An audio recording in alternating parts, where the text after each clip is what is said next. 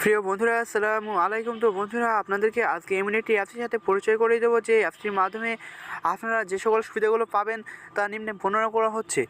তো বন্ধুরা, প্রথমে আপনাদেরকে বলে দিচ্ছি যে এই অ্যাপসটির মাধ্যমে আপনারা যে কোনো ধরনের লেখাকে পিডিএফ আকারে প্রকাশ করতে পারবেন। তো আপনাদেরকে একটু দেখাচ্ছি আমি কিভাবে তৈরি করি। এখানে ক্রিয়েট পিডিএফ থেকে এখান থেকে ক্রিয়েট নিউ পিডিএফ, তো এখানে ক্লিক করে আমি এখানে যদি কিছু লিখি, তো বন্ধুরা আপনাদেরকে আমি দেখাচ্ছি। এখানে যদি মাই ফার্স্ট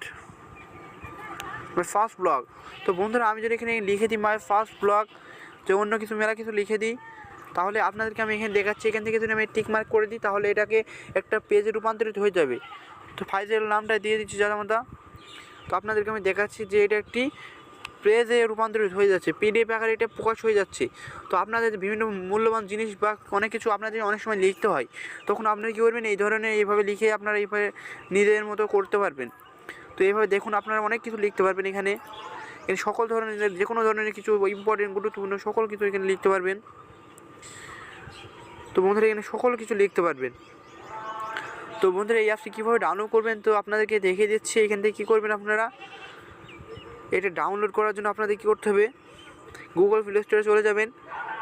গুগল প্লে স্টোরে গিয়ে এখানে সার্চ করবেন টেক্সট। তো বন্ধুরা এখানে লিখে সার্চ করবেন টেক্সট টু পিডিএফ।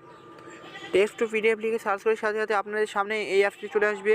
তো এখানে দেখতে পাচ্ছি অনেকগুলো অ্যাপস রয়েছে। তো এখান থেকে এই অ্যাপসটি ডাউনলোড করে নেবেন, টেক্সট নোট পিডিএফ, এটা আমি ডাউনলোড করেছি।